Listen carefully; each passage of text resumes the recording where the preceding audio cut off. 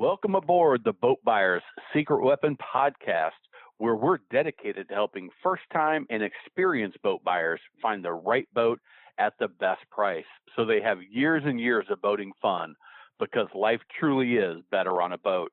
Today's podcast is sponsored by the Boat Buyers Secret Weapon YouTube channel. Don't pay too much for your next boat. Just visit boatbuyerssecretweapon.com/save to watch a short video. Now, let's hop aboard and have some fun.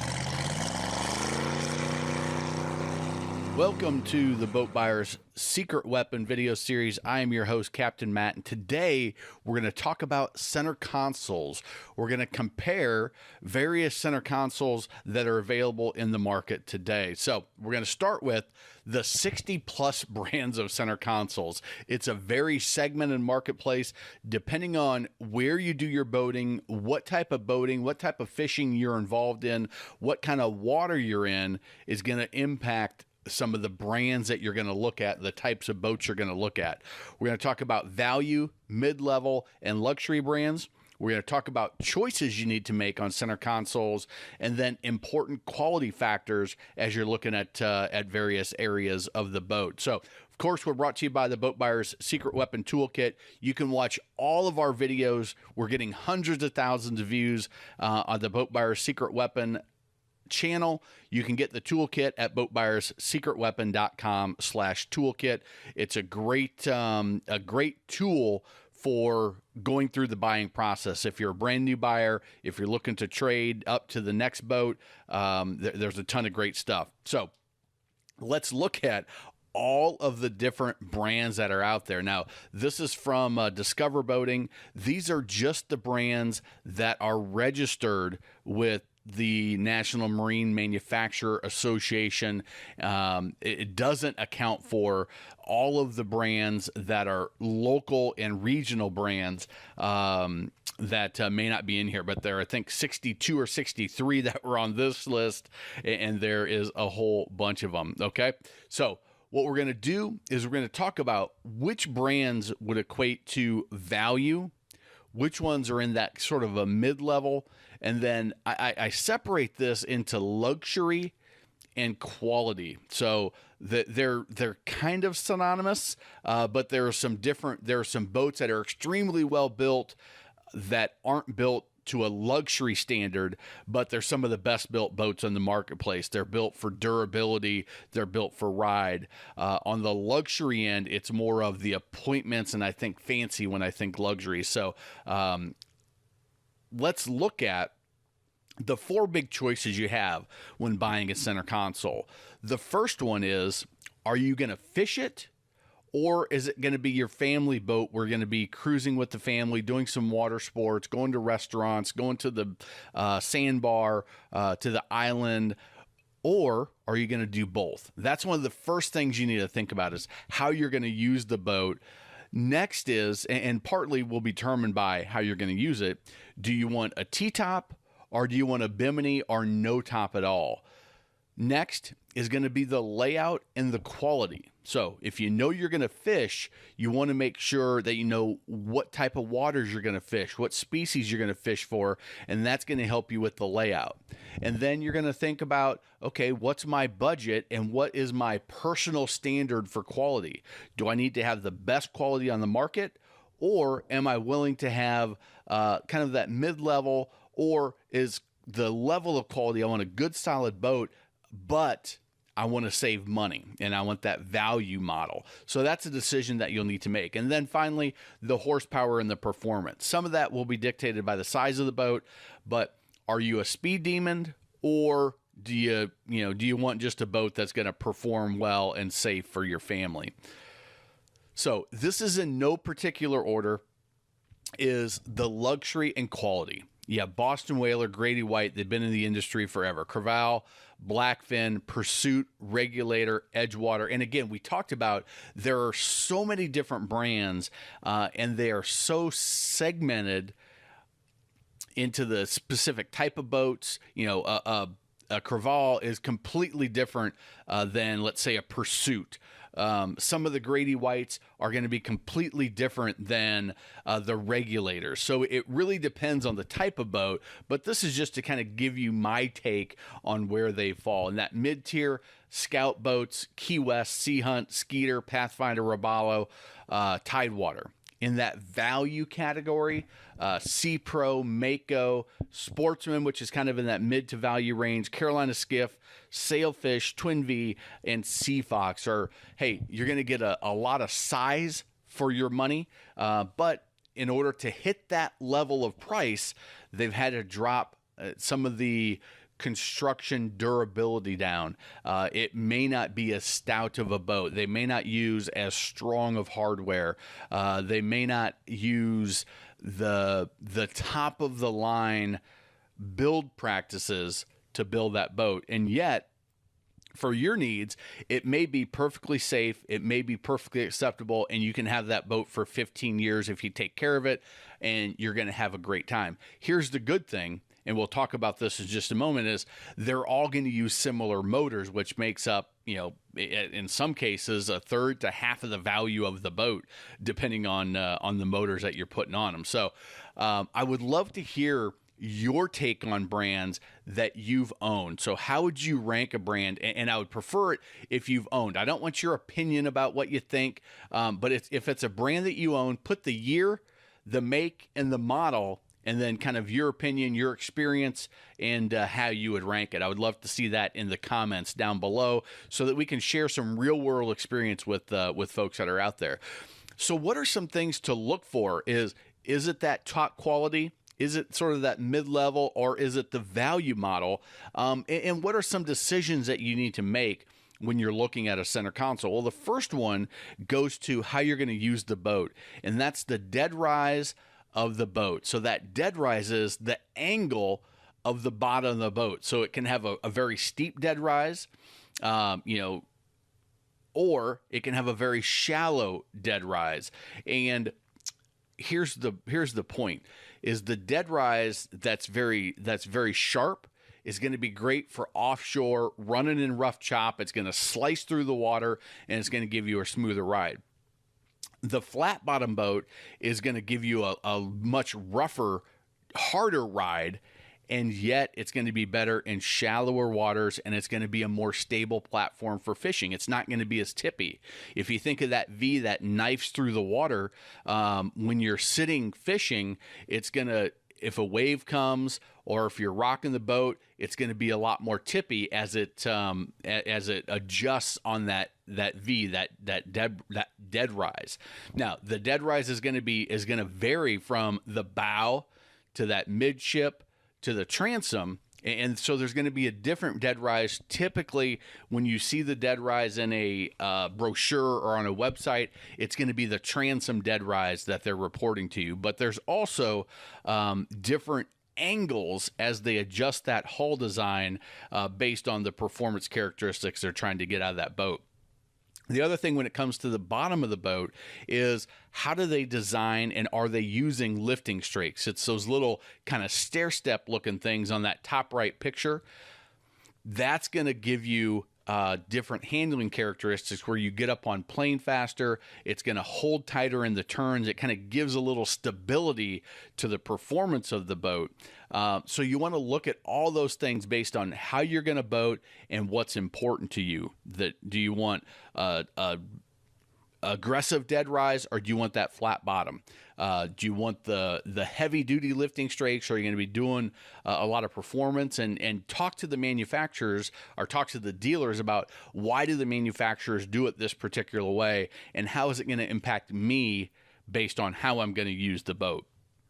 Next, we had talked about this in the first one, but the T-top or the Bimini top. Now, the T-top is going to be much more suitable for fishing. Gives you some shade, covers that center console, gives you a little bit of shade, but it gives you great fishability because that T-top just covers the center of the boat. There's no straps hanging down. There's no poles hanging down. So when you're fishing, you can cast, and that T-top's not going to be in the way as much. You can also put those rocket launcher rod holders on it. There's some storage up in that T-top. Gives you a sort of a place to hang on as you're heading out to your fishing spot and some rough chop.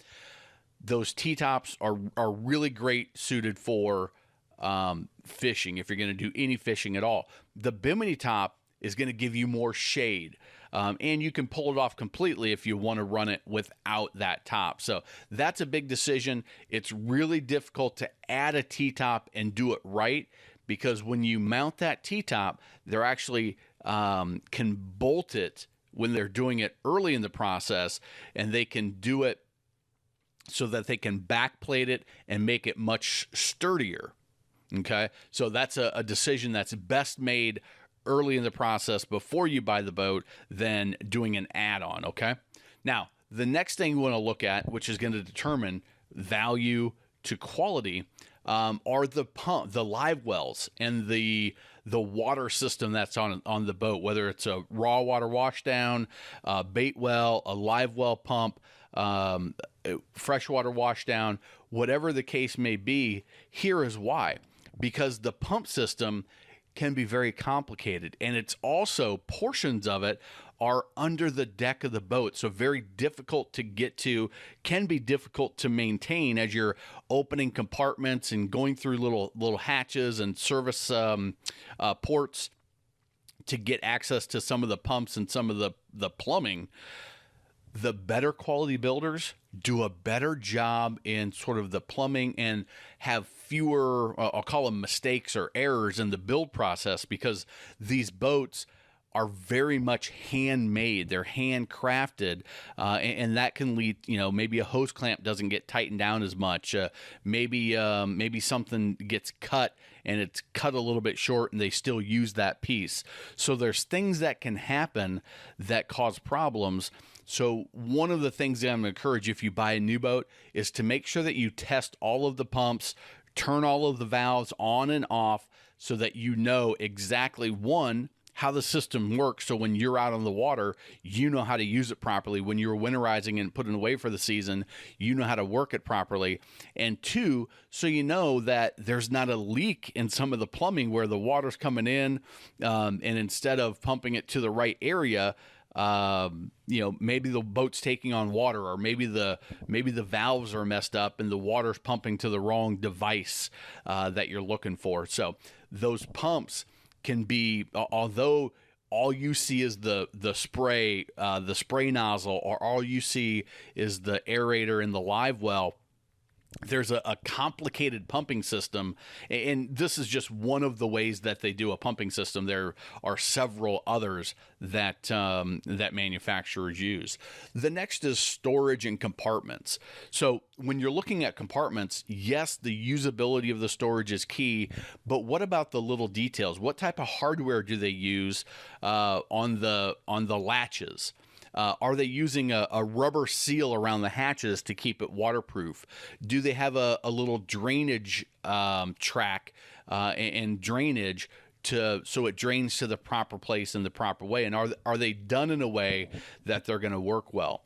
All of those things you're gonna see differences between the top quality manufacturers and the value manufacturers. And are they using a good solid grade stainless steel? Or are they using a cheaper plastic or a cheaper stainless steel? Are they using heavy-duty gas assist struts? Or are they using cheaper struts or no struts at all? All of those things may be important to you, may not, but it's important to know to look for it so that you can get the level of boat that is right for you. Next is I'll call it the fishability. It's the layout of the boat. But if you're going to fish the boat, is it going to be suitable for the type of fishing that you're looking to do and the people that you're going to be fishing with? So if you're going to be doing a lot of fishing, does the bow area have a nice flat level casting platforms for you? Same thing with the rear of the boat. are you in that stern area, in the transom area, do you have a nice casting platform that's going to be suitable for the type of fishing that you do? And, in each of these, they may even convert where you can put a comfort package with cushions, with backrests. You can see on the bottom right picture that one of those is going to flip up into a bench seat, so you've got some extra seating. Is the layout and the design of the cockpit of the boat going to suit the way you're going to use the boat, whether it's hardcore fishing, whether it's just family outings and some comfort, or is it going to be convertible back and forth to each one? Most of the manufacturers are getting really good at doing both. And yet there are certain things that, listen, if you're gonna hardcore fish, you want it this way, and you don't want to give up even anything for that level of comfort for the family, because fishing is your number one priority. And those are the things that you need to look for. Same thing with storage.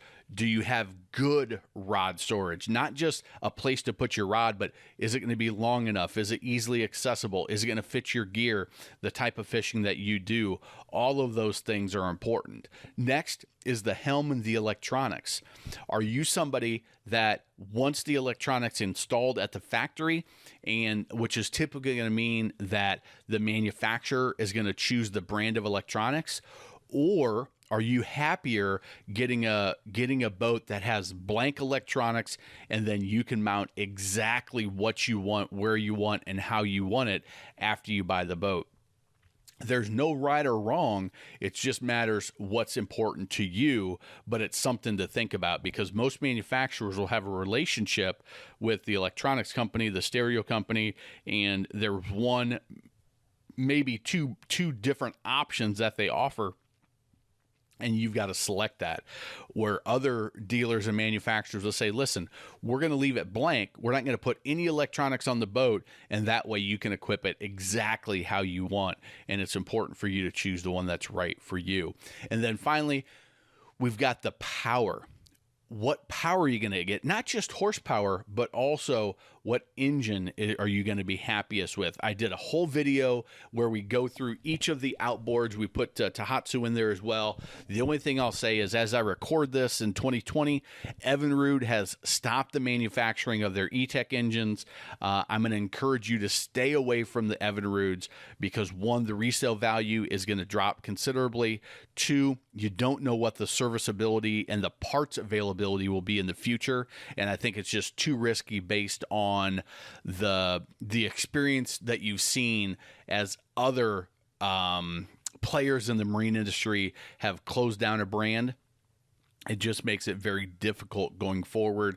So if you have the option to buy new, I'm going to recommend you watch that video on outboard, and you choose accordingly based on the advice there. So I'd love to hear what other advice that you have for center console buyers is as it relates to luxury and quality, that mid-level and value. And it's going to depend on how you use the boat, but I would love to hear, one, the type of boat that you actually own, year, make, and model, how you used it, where you used it, and then what you liked about it, what you didn't like, the experience that you had personally. And I would love to have you comment so we can share that information with others that are watching this video. If you haven't subscribed to the channel, we're always doing new videos. If you're in the market to buy a boat, pick up that Boat Buyers Secret Weapon Toolkit. It's free at boatbuyerssecretweapon.com/toolkit. YouTube's recommended a couple videos for you, and we'll see you on the next video. Take care, everybody. Let's pull up the anchor and run this podcast back to the dock. We'll be back again with another helpful and fun episode next time. If you'd like to be a guest on the podcast, visit boatbuyerssecretweapon.com/guest, and I'll help offer insights into your boat research and shopping experience. Also, we'd appreciate it if you took just 2 minutes to rate and review this podcast on Apple, Spotify, or wherever you get your podcast. It helps others find us so we can help more boaters. If you enjoyed this episode, please share it in your boating groups on social media. They will certainly thank you. And by the way, if you haven't already, grab your free Boat Buyers Secret Weapon Toolkit at boatbuyerssecretweapon.com/toolkit. And so you don't pay too much for your next boat, visit boatbuyerssecretweapon.com/save for a short video. Now, before we go, I want to leave you with a few first-time boating tips for when you own your new boat. Number one, know your local boating laws, basic navigation rules, and how to operate your boat safely. It'll make boating even more fun for everyone. Two, be aware of your wake at all times and pay attention to no wake zones because you are responsible for your wake. When maneuvering at slow speeds, you can put out an enormous wake. If going slow, be courteous, save some fuel, and drop down to idle speed, just in forward gear to ensure there is no wake.